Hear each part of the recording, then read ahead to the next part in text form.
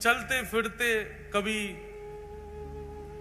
देवकी मैया कोई चरित्र सुनाती हैं, कभी रोहिणी जी कोई चरित्र सुनाती हैं, लेकिन आधे अधूरे ही रह जाते हैं। तो एक दिन समस्त कृष्ण पटरानियों ने रोहिणी जी को बुला करके कहा, रोहिणी मैया ऐसी हैं बलराम जी की मैया। बहुत ध्यान से सुनिएगा। रोहिणी मैया का स्वरूप स्वभाव आपको इतना बड़ा सौभाग्य प्राप्त हुआ।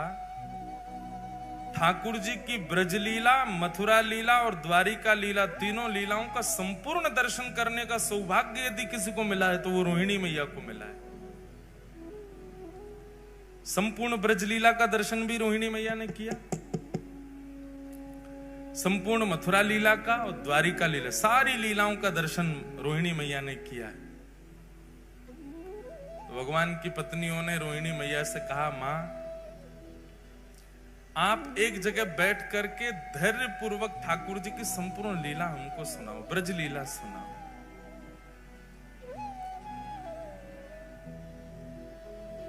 रोहिणी मैया कहने लगी, जब एक जगह बैठ के ही पूरी कथा होगी तो फिर सबको निमंत्रण दो, सबको बुलाओ, विधिवत कथा होगी, पूरे ब्रजमंडल की लीला हम सुनाएंगे, ठाकुर जी के जन्म से लेकर के अब तक की संपूर्ण लीला सुनाएंगे, सबको बुला के लाओ।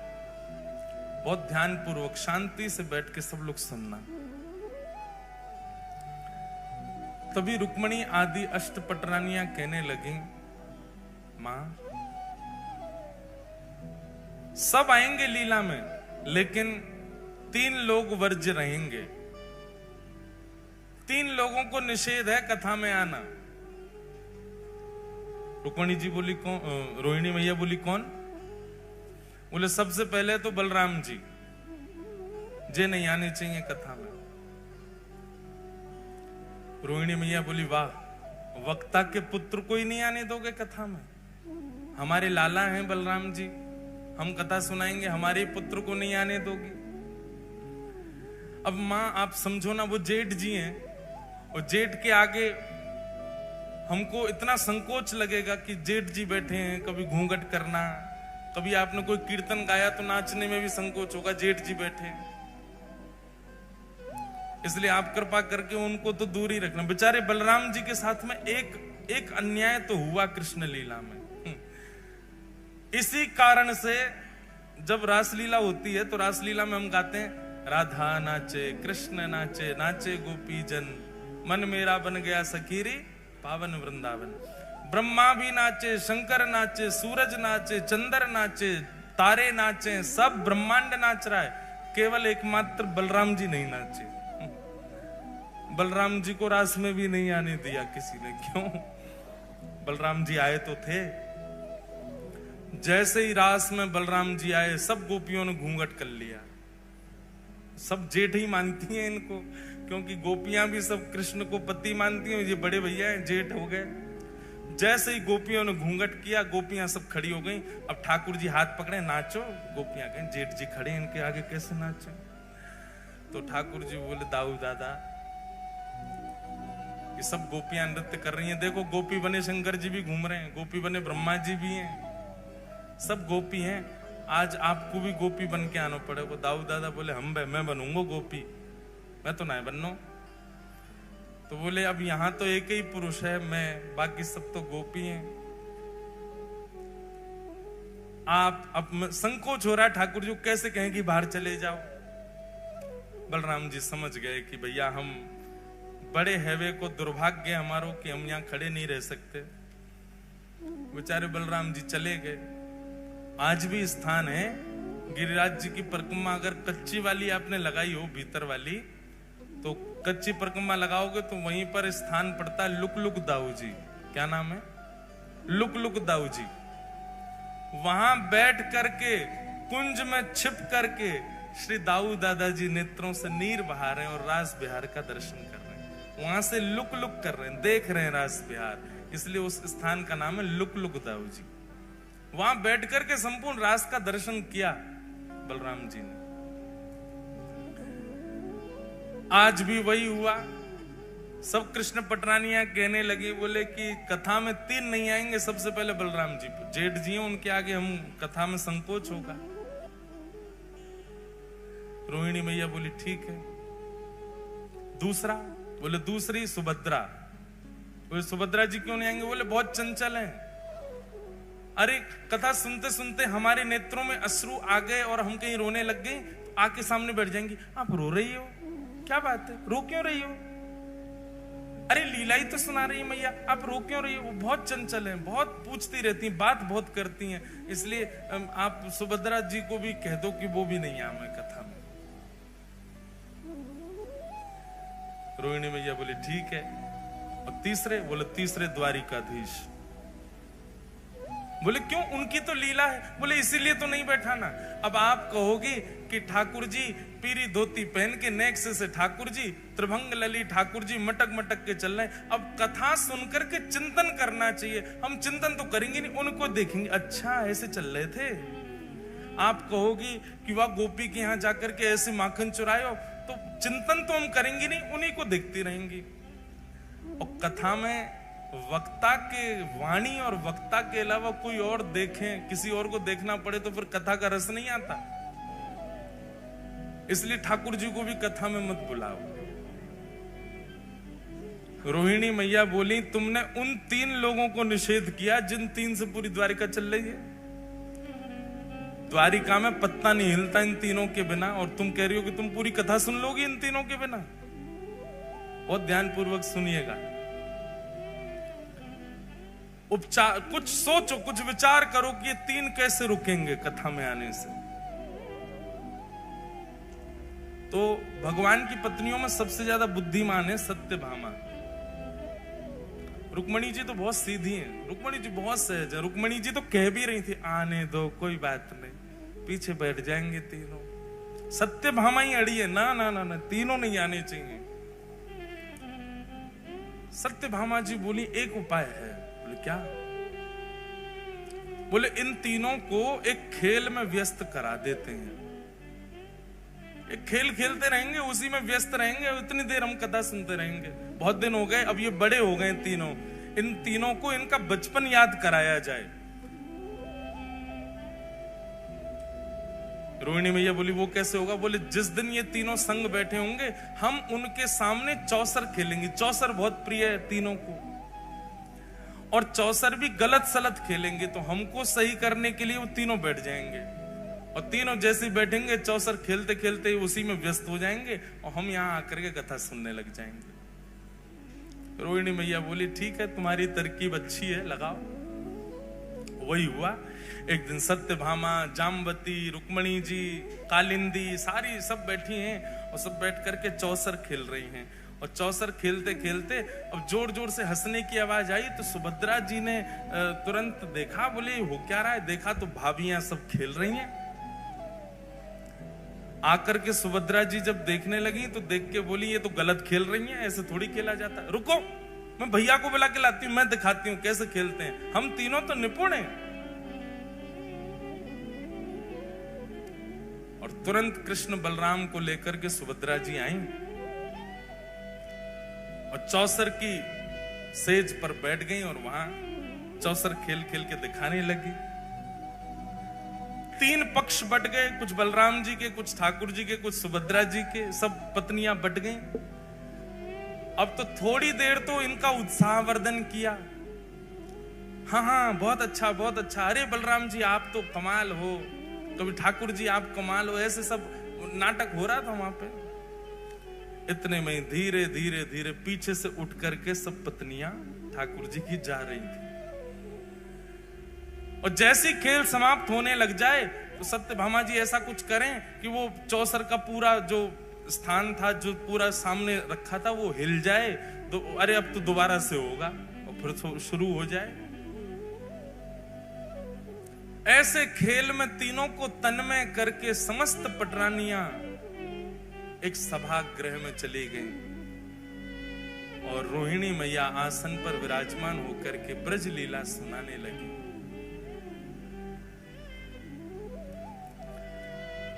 यहां पर चौसर में जीत गई कौन? सुभद्रा जी। अब सुभद्रा जी जैसे ही जीती, जीत करके उन्होंने कहा देखो भाभी जी जीत गई। देखी तो वहां कोई भी नहीं, सबरी चली गई। भैया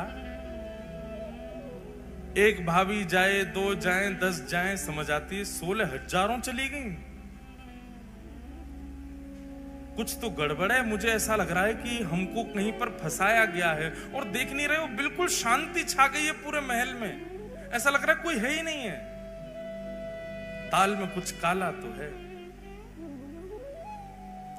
ठाकुर जी बोले हमें तो पूरी दाल ही काली लग रही है, कुछ काला नहीं है, ढूंढो। और ढूंढते ढूंढते पहुंचे। एक विशाल सभागृह था। रोहिणी मैया नेत्र बंद करके संपूर्ण लीला सुना रही हैं और सामने बैठकर के समस्त कृष्ण पटरानियां भाव आवेश में भाव विभोर होकर के ठाकुर जी की लीला सुन रही हैं। श्री यशोदा मैया लाल जी के छोटे छोटे हस्त कमलों में अपनी उंगली दे करके उनको चलना सिखा रही हैं। नन्हे नन्हे चरणों से ठाकुर जी कैसे चल रहे हैं, और जैसे ही चलते हैं यशोदा मैया अपनी उंगली हटा देती है। ठाकुर जी दोनों भुजा खड़ी करके एक पैर आगे रखते हैं और रख करके फिर ऐसे डामाडोल होते भय से नीचे गिर जाते हैं। ये सब लीलाएं बता रही हैं। सब पत्नियां हंस भी रही हैं और नेत्रों से प्रेमाश्रुओं को पहुंच करके यशोदा मैया को याद भी कर रही हैं। तभी प्रसंग आया कि श्री यशोदा मैया ठाकुर जी को पकड़ करके दहली लंगवावे ले गई हैं। लाला तू अब चलना सीख गया है, चल अब दहली लांग ले। चलना तो आ गए हो, अब दहली लांगनू सीख ले। लाल जी दहली पे चढ़ तो गए हैं, लेकिन पल्लंग को गहराई इतनी ज्यादा है कि ठाकुर जी नीचे उतर नहीं पा रहे हैं और अपने पांव के अंगूठासों बार बार नीचे देख रहे हैं कि जमीन आई कि नहीं, अब मैं उतरूं कि नहीं। और जैसे ही नीचे पाम करें जमीन गहरी है, सो ठाकुर जी जोर जोर से रो रहे हैं। यशोदा मैया कह रही है अरे लाला तू काहे को रो रहा है? सो तुतला के ठाकुर जी कह रहे मैया जे दहली ना, जे दहली मुंह को मार है, जे दहली ऊंची है गई है, या तो कह दे ये नीची है जाए। ऐसी मधुर लीलाएं श्री रोहिणी मैया यशोदा मैया की और ठाकुर जी की बाल लीला की सुना रही है। सब नेत्र बंद करके भाव में कथा श्रवण कर रहे हैं। और तभी उस सभा के द्वार पर तीनों का आगमन हुआ। बलराम जी, बाल कृष्ण और सुभद्रा। बलराम जी, द्वारिकाधीश, सुभद्रा तीनों आए और तीनों ने आकर के जैसे चुपचाप देखा कि कथा चल रही है, मधुर लीला सुना रहे हैं। ठाकुर जी ने दोनों से कहा चुपचाप पीछे चल करके बैठे, ये हमसे छुप करके कथा कही जा रही है ताकि हम ना सुन लें, चलो पीछे बैठ के सुनेंगे। और ठाकुर जी बिल्कुल सहमे से गए और सबसे पीछे जाकर के बैठ गए तीनों।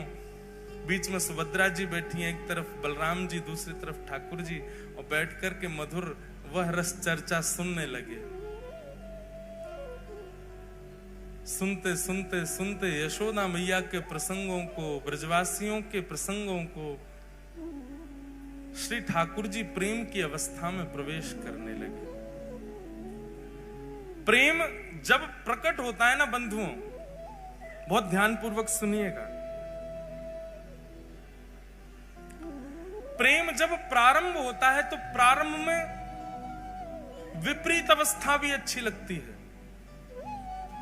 प्रेम जब प्रारंभ होता है तो प्रेमी को रात में निद्रा भी ना मिले तो भी अच्छा लगता है, भोजन ना मिले तो भी अच्छा लगता है, पानी ना मिले तो भी अच्छा लगता है, अनुकूल वातावरण का कमरा ना मिले, बिना एसी का कमरा मिल जाए तो भी अच्छा लगता है, बस प्रेमी संग होना चाहिए। प्रेम की प्रथम अवस्था है। प्रेम की द्वितीय अवस्था जब प्रारंभ होती है तो प्रेमी की परीक्षाएं शुरू होती हैं।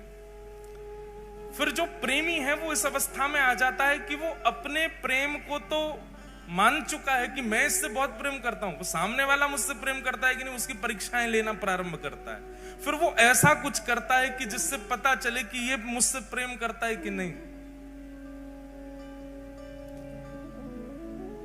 तीसरी अवस्था में रूठना, मनाना, मान लीला प्रारंभ हो जाती है।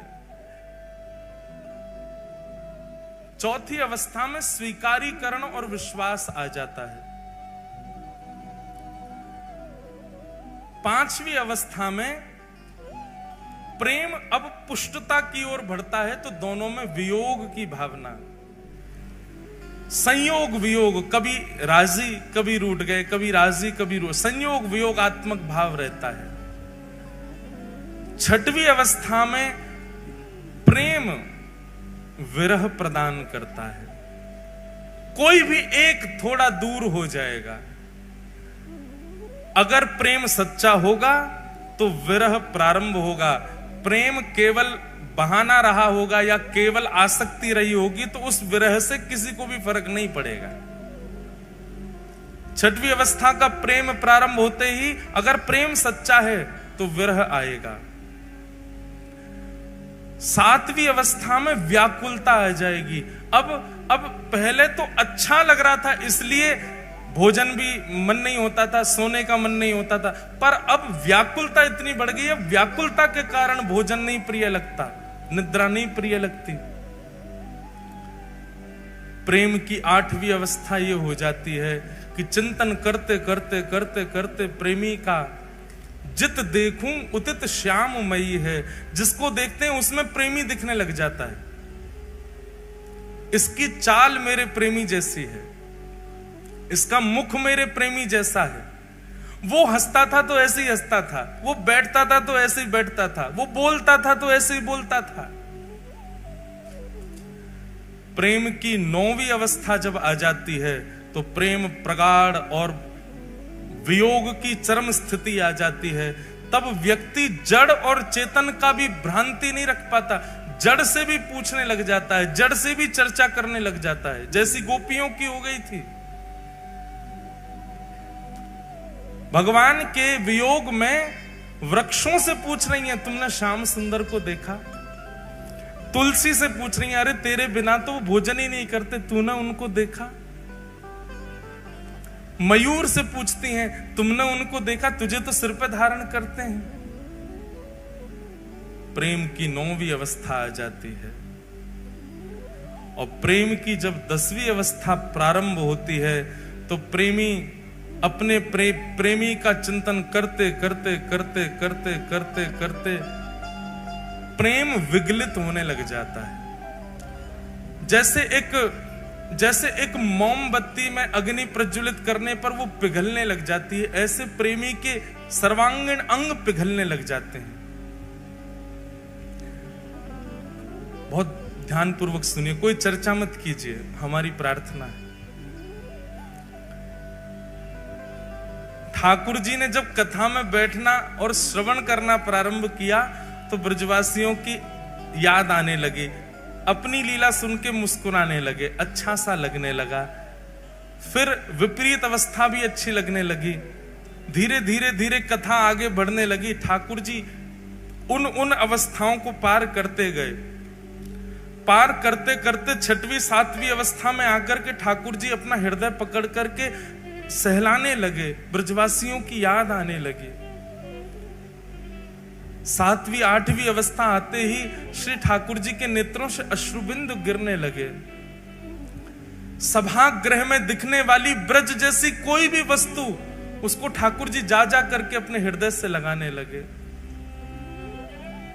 मेरी मैया कहां है, मेरे बाबा कहां है, मधुमंगल श्रीदामा सब कहां है? इस प्रकार ठाकुर जी ढूंढने लगे। अपनी पटरानियों में ही किसी के रूप को देख करके कहते हैं, श्रीदामा ऐसो ही लगे, मेरो मधुमंगल ऐसो ही दिखे। रोहिणी मैया को देख के यशोदा मैया ऐसी लगे। बलराम जी को देख के कहते हैं, दाऊ दादा हमारे नंद बाबा ऐसे ही लगे। ठाकुर जी की ऐसी अवस्था प्रकट हो गई।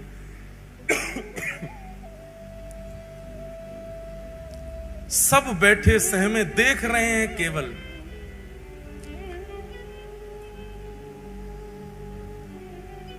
जैसे ही विरह की प्रेम की 10वीं अवस्था प्रारंभ हुई, सुभद्रा जी गईं, दौड़ करके ठाकुर जी को एक जगह स्थान पर ला करके बैठाया, संभालने लगी। पर रोहिणी मैया तो भावावेश में आकर के कथा कहती जा रही हैं। सुनते सुनते सुनते प्रेम की 10वीं अवस्था में जैसे ही प्रवेश किया, ठाकुर जी की भुजाएं खड़ी हो गई, बलराम जी की भुजाएं खड़ी हो गई, मानो आवाहन कर रहे हो, अरे भैया कोई जाओ, जाके ब्रजवासीन को लाके हमारे हृदय से लगा दो। 10वीं अवस्था प्रारंभ होते श्री ठाकुर जी का श्री अंग पिघलने लगा, नेत्र पिघल गए, नासिका पिघल गई, कान पिघल गए, मुखमंडल पिघलने लगा, हस्त कमल पिघलने लगे, चरण पिघल गए, उदर पिघल गया, सर्वांगीण श्री अंग पिघलने लगा श्री ठाकुर जी का। प्रेम अपनी स्थिति में होता है तो नेत्रों से आंसू निकलते हैं, पर प्रेम जब चरम स्थिति में जाता है तो व्यक्ति की चरम भी पिघलने लग जाती है। हम संसारी मानव पांचवी श्रेणी से ऊपर नहीं जा सकते प्रेम की में, क्योंकि हमारा प्रेम इतना है ही नहीं। उससे ऊपर की स्थिति में जाते ही सबको अपना स्वार्थ दिखने लग जाता है। हम कभी 10वीं अवस्था, 9वीं अवस्था, 7वीं अवस्था में नहीं जा सकते। हमारी स्थिति केवल 5वीं अवस्था तक है। जैसे वियोग प्रारंभ होता है, वियोग आते ही हमको अपना स्वार्थ दिखता है, और स्वार्थ दिखते ही हम अपने प्रेमी का त्याग कर देते हैं। उससे मिलने वाले विरह को हम सह नहीं पाते।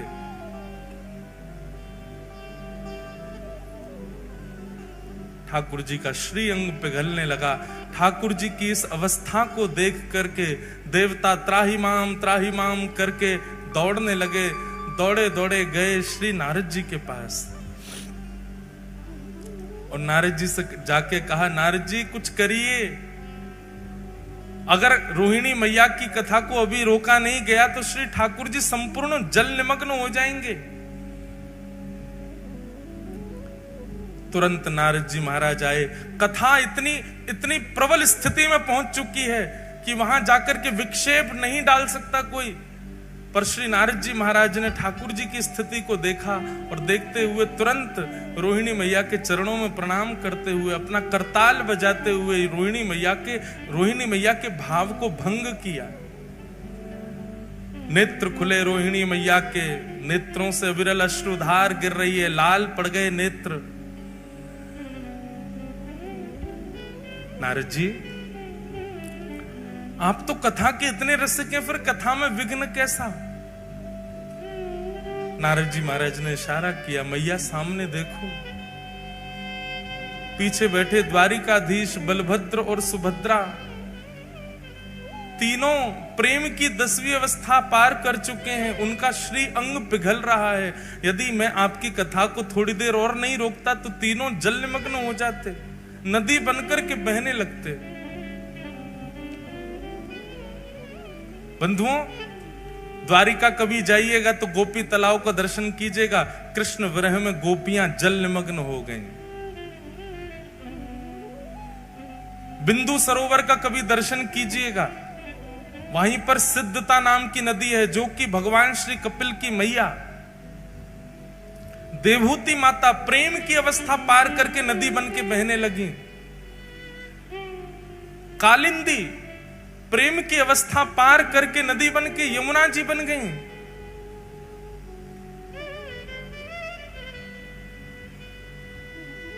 भगवान शिव का प्रेम ही श्री गंगा के रूप में परिवर्तित हो गया। प्रेम की अवस्था को जिसने पार किया वो बहने लगा। यदि उस समय नारद जी नहीं आते, कथा को नहीं रोकते, तो शायद जगन्नाथ प्रभु भी बहने लगते। कोई नदी ही प्रकट हो गई होती द्वारिका में। रोहिणी मैया से कहा, कथा को यहीं विश्राम दीजिए, ठाकुर जी का श्रीअंग पिघल रहा है।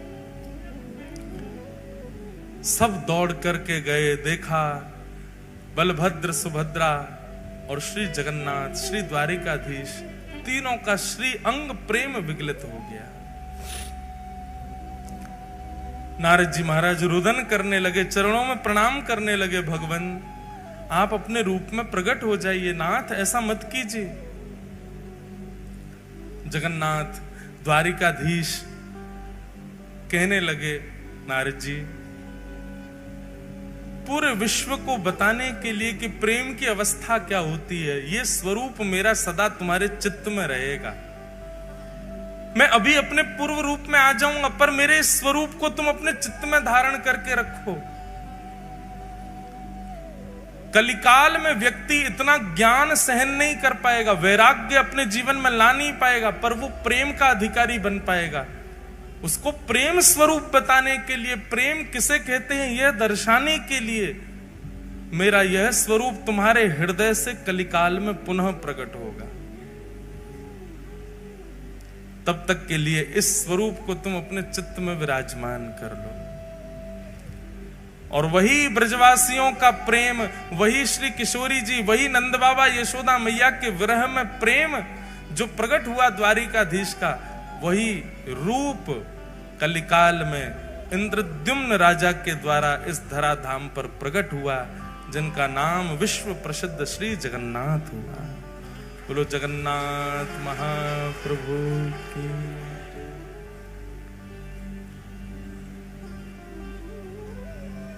ब्रजवासियों के प्रेम में श्री महाप्रभु जगन्नाथ जी पिघल गए और तब ये रूप प्रकट हुआ। बंधुओं, संसार में सब प्रेमी अपने आप को दिखाते बताते हैं, पर प्रेम तो केवल ठाकुर जी जानते हैं और कोई नहीं जानता।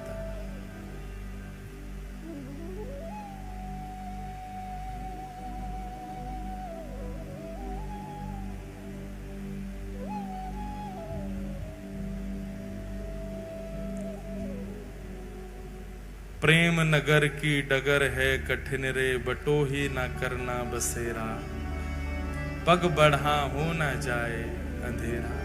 हमारे ब्रजमंडल में रसिक हुए, उनका ये भाव है, भैया प्रेम के मार्ग पर यदि चल रहे हो, पहले ही सावधानी आपको कर दी जा रही है, चेतावनी दी जा रही है, इस मार्ग पर मत चले जाना। कहीं इस मार्ग में और गहराई में प्रवेश कर गए तो जगन्नाथ भगवान की तरफ पिघल जाओगे। इस प्रकार प्रकट हुए द्वापर में श्री जगन्नाथ। नारद जी ने उस स्वरूप को अपने चित्त में धारण कर लिया। फिर इसी कलिकाल में इंद्रद्युम्न नाम के राजा हुए। पूर्व के संस्कार उनके इतने सुदृढ़ थे। देखो बंधुओं, भक्त दो ही लोग बनते हैं, बहुत ध्यान से सुनिएगा। भक्त दो ही लोग बनते हैं, या तो वो जिसके पूर्व का भजन बहुत है, थोड़ा बहुत शेष रह गया तो इस जन्म में वो भक्त बन गया। पूर्व काल से ही भक्ति के संस्कार हों तो इस जन्म में वो भी भक्त बन जाता है। और दूसरा भक्त कौन बनता है? घोर नास्तिक। ऐसा ठोकर पड़े, ऐसी झटका लगे जीवन में कि वो भक्त बन जाता है। दो ही प्रकार के लोग अमूमन भक्त बनते हैं, परसेंटेज इन्हीं दोनों के ज्यादा है। तो इंद्रद्युम्न राजा के पूर्व के संस्कार बहुत ध्यानपूर्वक सुनिएगा। ठाकुर जी ऐसे नहीं प्रकट होते, ऐसे संस्कार हो तब ठाकुर जी आते हैं जीवन में। इंद्रद्युम्न राजा, बचपन से ही उसके अंदर इतनी भक्ति थी, इतना भाव था। भक्ति भाव का मतलब आप क्या समझते हैं? ठाकुर जी के प्रति भक्ति होना, ठाकुर जी के प्रति भाव होना, यह तो सबके अंदर हो जाता है। असली भक्त वाकु मानो, जाको जाको प्रेम हरि जनन सो हो। कौन से? हरि जन से। हरि जन मतलब हरि के जो दास है, उनसे जो प्रेम करते हो। हम एक बात कथा में कहते हैं कि महाप्रभु श्री जगन्नाथ जी के दर्शन करके आप जितना उछलते हो, राधा रमन जी के कपाट लगे, अचानक से गोसाई जी कपाट खोलते हैं तो जैसे महाराज सबकी भुजाएं खड़ी हो जाती है, नेत्र अपलक हो जाते हैं, हृदय में प्रसन्नता हो जाती है। राधा वल्लभ जी के दर्शन होते ही महाराज हृदय में अत्यंत शांति, अत्यंत शीतलता का अनुभव होता है। ठीक वैसा ही अनुभव किसी वैष्णव जन को देख करके होता हो तो मानो कि आप वैष्णव हो, तो मानो कि आप भक्त हो। हरिजन सो प्रीति नाही, अगर हरिजन से प्रीति नहीं है तो हरि से प्रीति नहीं। इंद्रद्युम्न राजा का एक नियम था कि आप अपने नगर में सेना खड़ी करके रखते थे चारों ओर। सब राजाओं की सेना खड़ी रहती है सुरक्षा में।